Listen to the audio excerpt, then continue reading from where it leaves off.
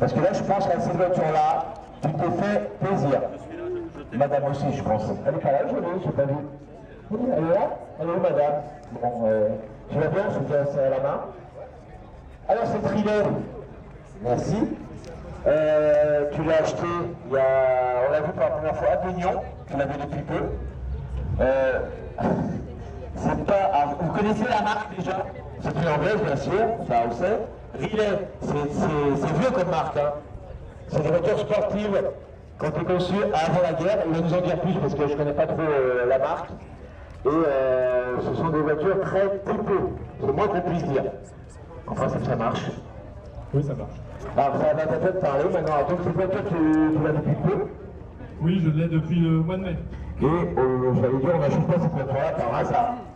Non, en fait, je cherchais une anglaise plutôt type sport et en même temps également avant-guerre. Donc, ouais.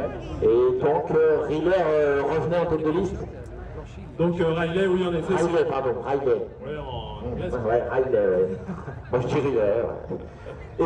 Et donc en fait c'est une marque anglaise qui a énormément fonctionné avant-guerre, hein, qui faisait énormément de voitures, et énormément de voitures un peu comme la Citroën qu'on a derrière nous, hein, typée de la même manière, carrossée de cette manière-là. Populaire? Très populaire, oui, énormément. Et puis donc qui a bien fonctionné dès fin des années 1800 en fait, hein, 96, 97 je crois, les premières. Et puis par contre après-guerre a complètement décliné. D'accord. Comme beaucoup de marques. Comme beaucoup de marques. Comme beaucoup de marques anglaises. Anglaises et en France aussi. Et françaises aussi. Ouais. Et donc là en effet on est devant un véhicule qui a été transformé, puisque au départ c'était en effet carrossé comme notre Citroën qui est derrière. Ça? Oui, exactement. La voiture possible qu'on voit là. Exactement. Il m'entend pas. Mais par contre, que la carrosserie a été changée.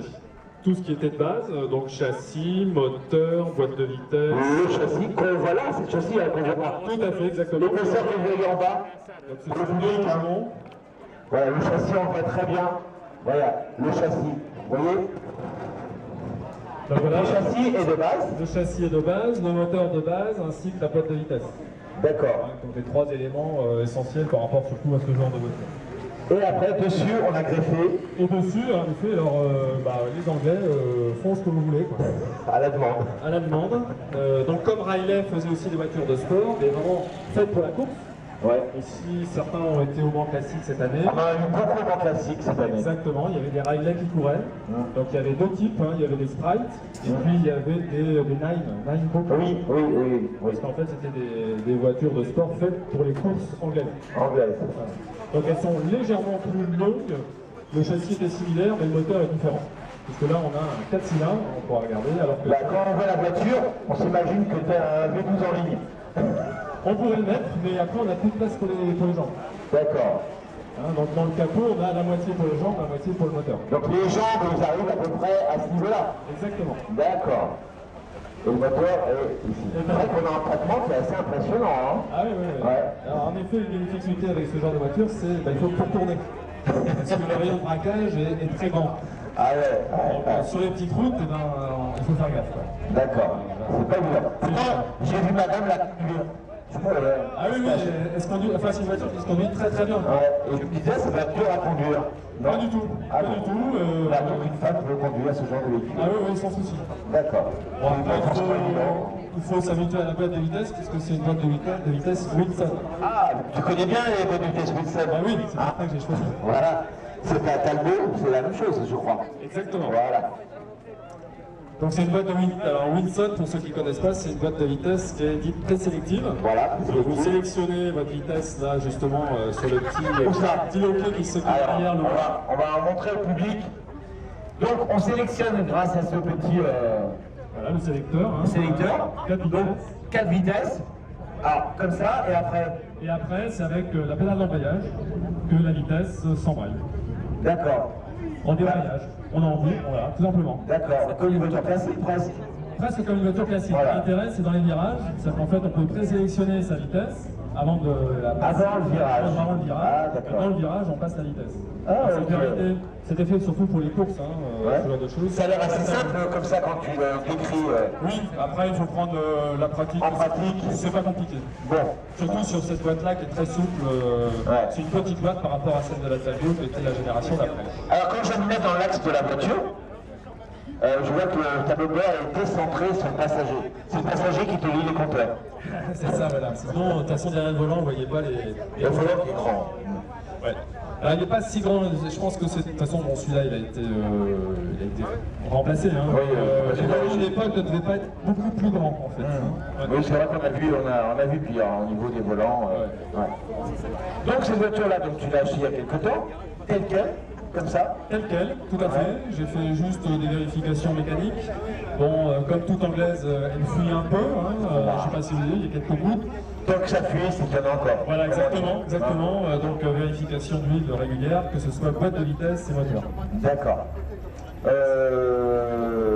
Qu'est-ce que je veux dire? On va regarder son moteur quand même, Oui, oui, sur oui. 4 cylindres.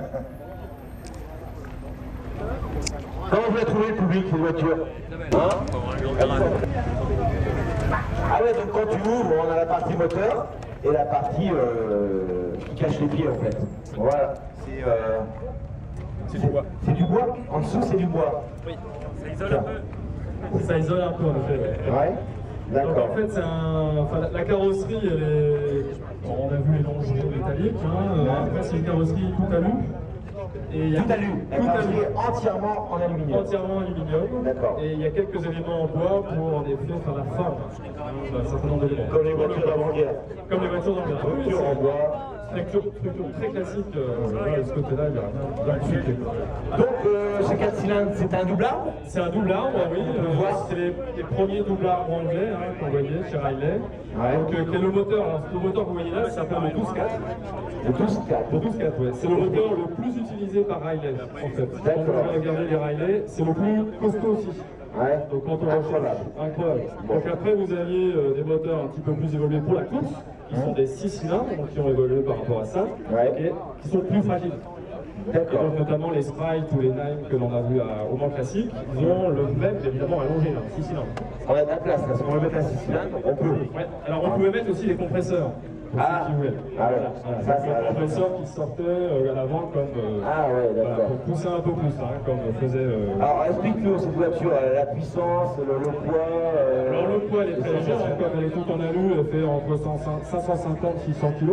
Pas Ah plus. ouais. Ah oui, elle est très légère. Pas plus que ça. Ah non, pas plus que ça. Que le châssis, Alors, pareil que le châssis doit être lourd quand Oui, mais même. t'as que 2 longerons en fait. T'as 2 longerons, puis après t'as. Pas de traverse. Il y en a 4 ou 5. Ouais. Mais bon, c'est. Ah, 600 kilos. Ah oui, oui. ouais. Et la puissance du moteur? Il fait entre 55 et 60 chevaux. Ouais, ça c'est un peu plus faible. C'est un peu plus faible. Ouais. Mais vu le poids, Ouais. ça va. Et puis en plus, intéressant. grâce à la boîte, elle a beaucoup de couple. D'accord. Ça tire très bien. Alors, la circulation actuelle, ça va très bien. Cette voiture-là, elle est d'avant-guerre, on est d'accord? Elle est 1936. D'accord. Les freins, donc, sont normalement à câble. Oui. Mais. oui. Alors, en effet, mais là, il y a eu des évolutions quand même. Il y a des évolutions, et là, on est sur des freins hydrauliques. Hydraulique, voilà, Ah, c'est ça. mais, Pour aider quand même à freiner. Ouais, c'est quand même mieux. C'est mieux. Et donc, tu restes sur les tambours, Oui. les grands tambours. Les grands tambours, ouais, tout à fait. Puis ça, bon, ça freine, ça ralentit quoi. Ça ralentit, on peut dire que ça freine. Non. On doit avoir le pied ferme. Voilà, tout à fait. Il n'y a pas d'assistance. Hein. Non, tout à fait. Surtout qu'il faut faire attention. Alors, côté mécanique, alors évidemment, les Anglais sont quand même bien organisés. On retrouve des pièces de 1930, sauf que vous avez un seul vendeur en Angleterre. Ah bon? Ouais. Ah, il s'est préparé. C'est un peu ça. Alors, il y en a beaucoup de petits. Par contre, il y en a un réel qui a les pièces. Ah, d'accord. Donc, tout le monde passe par lui. Et donc, il fait les prix qu'il veut. Ouais, alors évidemment, bon, bah, c'est des pièces. On ne change pas ça non plus tous les 4 matins. Bon, d'accord. Donc, la tienne est en relativement bon état. Normalement, elle est en bon état. Ouais. T'as déjà roulé un peu, hein? Ah oui, on a bien roulé quand même déjà. Ouais. On a fait 400-500 km. Ouais. D'accord. Oui, ça tourne bien, sans problème. Sans problème particulier. Aucun problème, elle démarre bien. Alors, moi, je trouve ça sympa comme voiture. C'est bien, on part à deux, tranquille. Mais les bagages, tu les mets où? Enfin, je sais pas si madame a beaucoup de bagages, mais bon. Hein? Elle se cache, hein. Viens là, tu te caches depuis tout à l'heure. Viens là. Je sais pas dit bonjour. Donc en effet, là, bagage, non, zéro. Il n'y a pas de porte-bagages non plus. Il y a un petit coffre là à l'arrière. Et le coffre, il est pris par un réservoir essence de 40 litres. On va aller voir. Ouais. Alors, le réservoir, donc il est où exactement? D'un côté, de Le l'autre? réservoir, il est sur la largeur comme ça. Là, vers l'arrière. Vers l'arrière. D'accord. Et là, on a une petite... Voilà. Et pas là. Si, ça fait toute la longueur. Enfin, la d'accord. largeur, quoi. On peut rentrer dans l'ouverture, dans un petit sac de voyage souple. C'est ça. Voilà. Sinon, le sac, c'est au pied de madame. Au pied de madame. Voilà. C'est vrai qu'il y a de la place, hein. Tu prends pas trop de place, madame. Donc, alors on peut mettre quand même. Et c'est étonnant, il n'y a pas de rangement non plus à l'intérieur. Alors, ça c'est bien.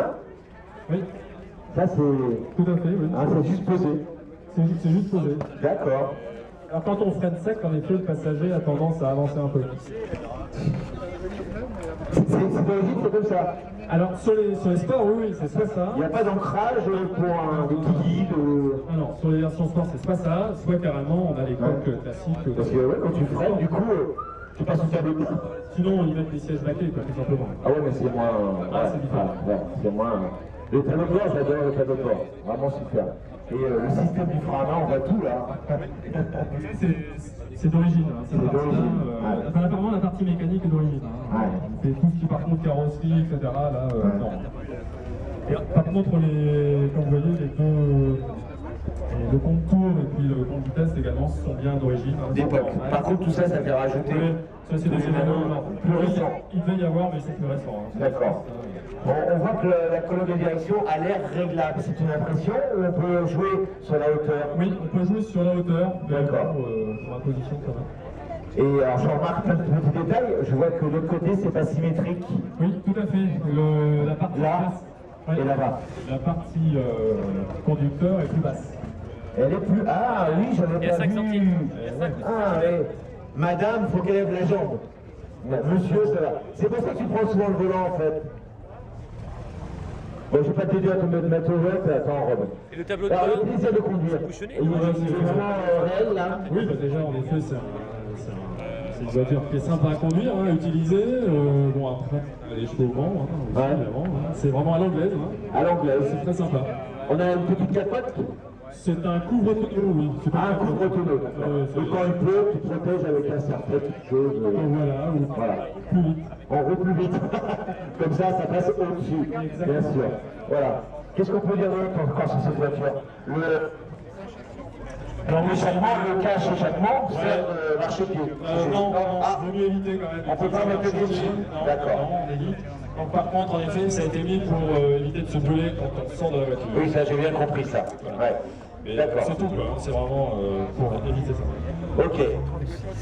Franchement, elle est magnifique. Moi, j'adore ce style de voiture, hein, qui est inclassable quelque part. Hein. Et c'est bien les Anglais. Il n'y a que les Anglais pour faire ce genre de comment on peut appeler ça, Oui, le type de voiture. de transformation de voiture. Et de transformation, ouais, c'est Voilà. vraiment le style. En partant sur une berline, comme on voit derrière ces deux dames, en partant d'une berline comme ça pour arriver à une voiture de ce style.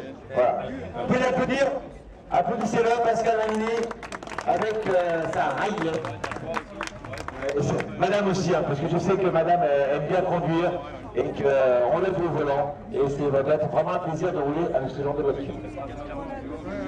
Alors pour ceux qui viennent à la course de Côte de Saint-Germain, elle participera à la montée historique de Saint-Germain-sur-Île. Si ma voiture tourne, je y serai présent aussi. Voilà, j'espère bien qu'elle tournera. Voilà. Donc, je suis assez bluffé quand même par le poids de la voiture. Hein. 600 €, je m'attendais à un poids beaucoup plus lourd.